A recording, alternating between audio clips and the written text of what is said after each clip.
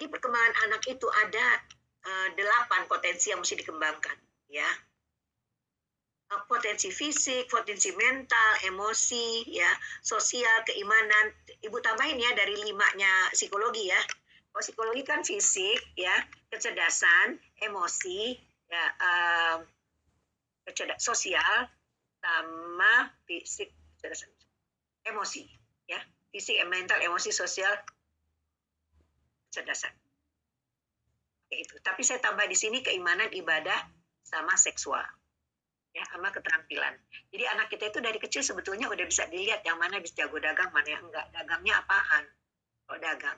Jadi anak kita tuh mesti harus berkreasi dan diuji cobakan gitu. Anak saya yang sulung tuh rajin sekali. Anak saya dua-duanya lah rajin membuat membantu anaknya bikin barang dagangan. Walaupun cuma dari Nutrijel, roti gitu. Nggak rugi melulu. Karena temennya akan bilang begini, Rai, gue kan habis main bola ya Rai, gue lapar banget lo, gue cuma punya duit 2.000 Rai, gue beli dong roti lo, satu lagi, gue beli dong minuman lo, tapi gue punya duitnya cuma 1.000, itu dagang 6 bulan Najwa, rugi melulu. Tapi itu jadi belajar gitu, nggak apa-apa, itu bukan soal mendapatkan untung nggak untung, barulah bulan ke-7 dia dapat 13.000 untungnya. Nggak apa-apa, karena itu dealnya itu bagaimana, dan banyak sekali hal bisa dipelajari dari situ, ya. Betul. Jadi itu masalah keterampilannya. Nah, berikutnya. Jadi Ibu udah berapa jam nih? Udah tinggal berapa menit nih? Najwa. 30 menit lagi Bunda. Ya Allah. Nggak kerasa ya. Oke. Jadi kalau psikososial Erikson, ini Ibu punya bahasannya. 0 sampai 1,5 tahun. Yang dipentingkan rasa aman. Nah, itu tadi dari kelengketan. Kan dia 2 tahun baru berhenti nyusu. Itu kelengketan itu, dan kita ngomong sama dia, dan kita main sama dia. Itu rasa aman, itu pondasi. Jadi kalau ditinggal 3 bulan, ditinggal 6 bulan, itu pondasi itu goyah gitu loh. Bolong-bolong, itu maksudnya. 1,5 ke 4 tahun itu anak mulai diajarkan mandiri. 2 tahun nak, udah harus duduk di atas meja makannya. Apa kamu bilang, what chair? Baby chair. Ya, nggak usah pakai piring. Jadi baby chairnya itu belum mesti cuci, beres gitu. Iya, itu udah dibahas ya. Mandi, cebok, makan, tidur sendiri, itu dibahas dalam bukunya Sarah Risman ya. Buku 0 sampai 6 tahun. Jadi semua aspek ada di situ, kapan mulai cebok dan sebagainya. 1,5 sampai 4 tahun itu membentuk kemandirian. Jadi 1,5 tahun, kalau dia udah bisa mau duduk di atas mejanya itu, udah di situ. Gitu, ya. Makannya ditaburin aja di atas mejanya itu, karena dia perlu ini menggunakan jari-jarinya. Terus kemudian yang lain-lainnya, gitu ya. 4-6 tahun udah mulai ada inisiatif. Oke, inisiatif mau apa itu kita mesti harus mulai menanyakan kepada dia. Mau pakai baju yang mana, mau pakai segala macam deh, sepatunya yang mana. Jadi sepatu udah dideretin dan sebagainya ya. 6-12 tahun pembentukan kemampuan untuk berkarya tadi, yang udah bikin sesuatu terus dijual gitu. Dan kalaupun nggak begitu, anak saya kumpulin barang-barang tuh, bikinin makanan, buka pintu depan nih, Najwa. Sebelah tetangga kan ini ya, banyak ya, terus dia jualan di situ. Kalau yang nggak punya uang ya dikasih, tapi dia buka pintu pagar, pintu pagar dibuka selebar-lebarnya. Oke, ya. Harus mempunyai untuk kemampuan berkarya. Dia mau jual apa aja, roti yang cuma dipakein selik gitu, nggak apa-apa. 12-18 tahun identitas diri. Dia laki-laki yang harus gimana, dan dia perempuan kayak gimana. Oke. Jadi kalau Erikson tadi dikembangkan sedikit, ayah bunda, ya, tahap 1 itu ada dasar percaya tidak percaya. Kalau tahap dasar 1 tadi yang neteknya nggak selesai, kelengketannya nggak ada, anak itu mudah nggak percaya, dia nggak punya rasa aman. Jadi gampang takut gitu loh. Nah, tahap kedua ya malu dan ragu-ragu, nggak punya kemandirian, kan kita nggak latih. Ini psikososialnya. Inisiatif, nggak punya inisiatif dan selalu blaming herself. Oke. Ya, oke. Nah, kemudian ya, mampu dan mampu atau minderan, nggak bisa, enggak, aku nggak bisa, karena nggak pernah jatuh bangun dalam hal itu. Jadi soal identitas juga ragu terhadap diri sendiri. Nah, di sini nih pada saat anak melakukan identifikasi kepada ayahnya nggak ada. Jadi dia ragu itu anak-anak yang tumbuh tanpa ayah, gue perempuan apa laki-laki. Keraguan itu yang dipergunakan, nak, dimanfaatkan oleh orang banyak. Pakai rupiah atau tidak pakai rupiah, pakai dolar atau tidak pakai dolar. Ya. Lalu yang keenam, keintiman, jadi merasa terasing. Itu anak-anak yang lonely. Nanti cutting ujungnya. Cutting sendiri, narkoba, macam-macam, buka baju.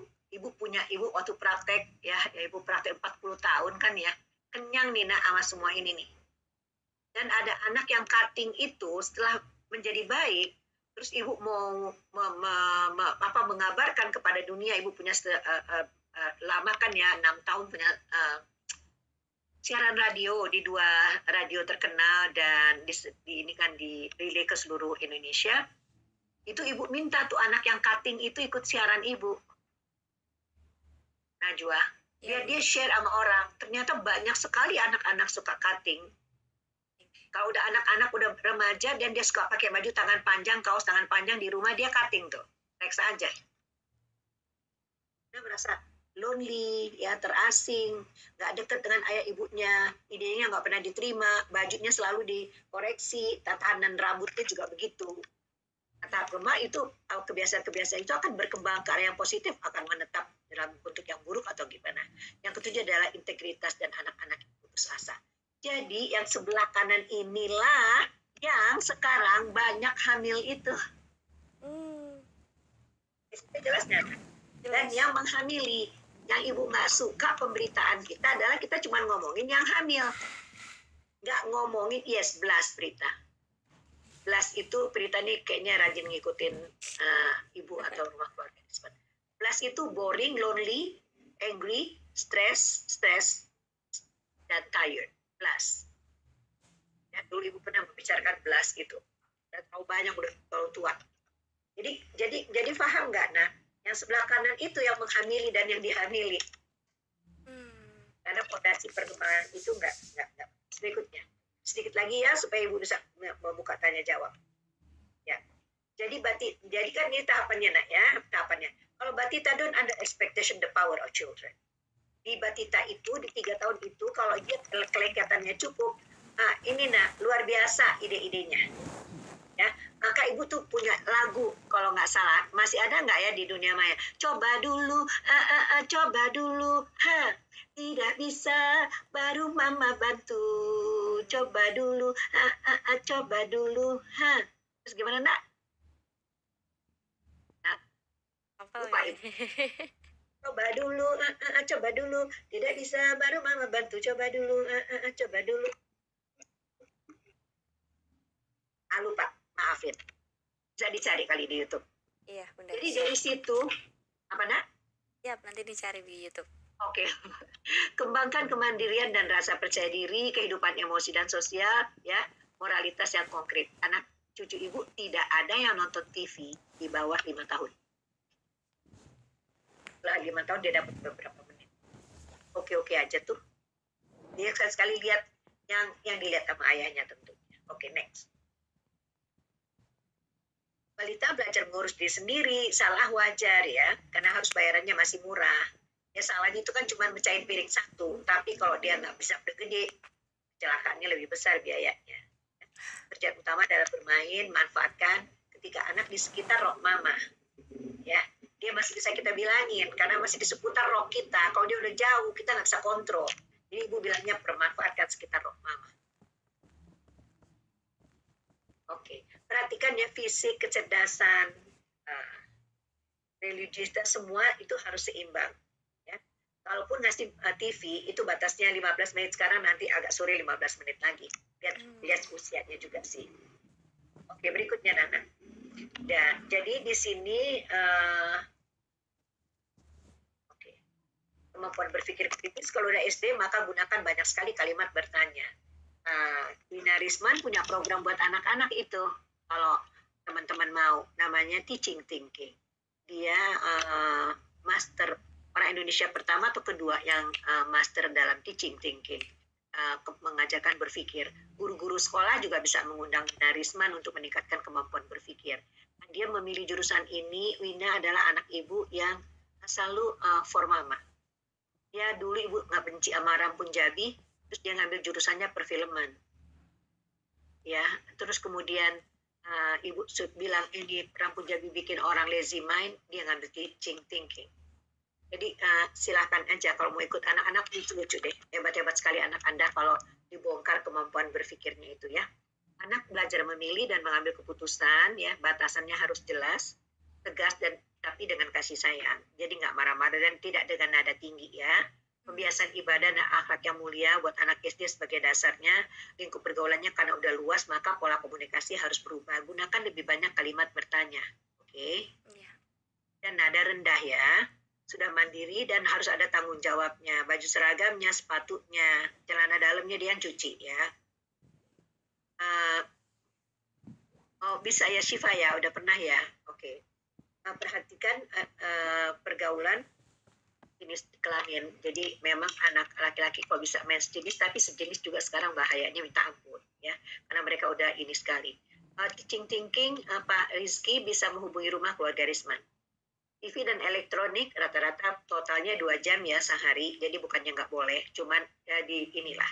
Dan belajar memanage uang, saya sarankan udah punya tabungan ya.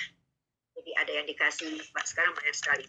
Tapi kalau di sekolah-sekolah yang keren, cucu-cucu saya itu temennya gajinya 2 juta ya.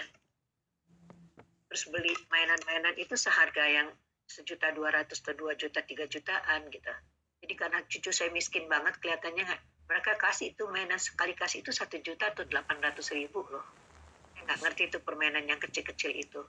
Dan itu cucu saya akan bilang, nenek kapan dong nginep, nenek kapan nginep.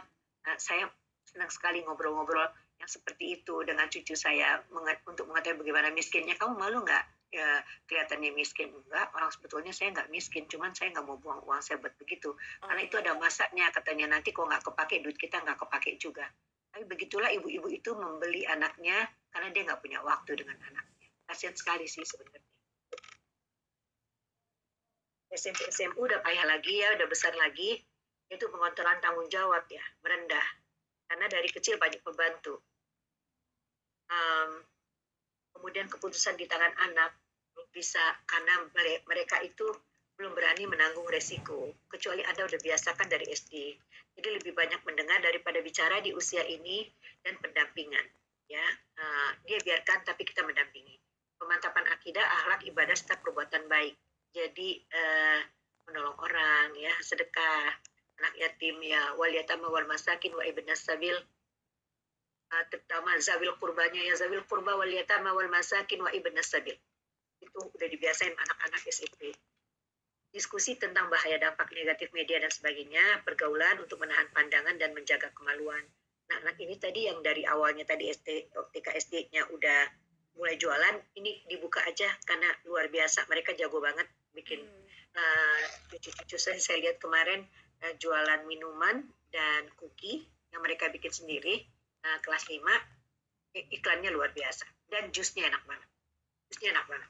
Ya. Persiapan menjadi suami, istri, dan ayah. Oke, next. Saya udah hampir selesai ya, Nak. Ya, Nak. Oke. Nah, ini masalah seks ya. Seks dan seksualitas itu beda. Nanti ya Alvina, seks adalah segala sesuatu yang berhubungan dengan alat kelamin, yaitu menjadikan kita laki-laki atau perempuan. Kalau seksualitas itu adalah keseluruhan diri kita dari ujung rambut ke ujung kaki. Ya, apa yang kita percayai, apa yang kita rasakan, yang kita pikirkan, bagaimana kita bereaksi, itu seksualitas kita. Beda jadinya seks sama seksualitas. Seks harus dikontrol, seksualitas harus dididikan. Bagaimana Anda berbudaya, bagaimana Anda berpakaian, bersosialisasi, berseksual, tampil ketika berdiri, tersenyum, pakaian, tawa, menangis, itu menunjukkan siapa kita. That is your sexuality. Jadi ini semua mesti dibentuk pada anak kita. Bagaimana kita sambi-sambi? Karena kita membentuk seksualitas.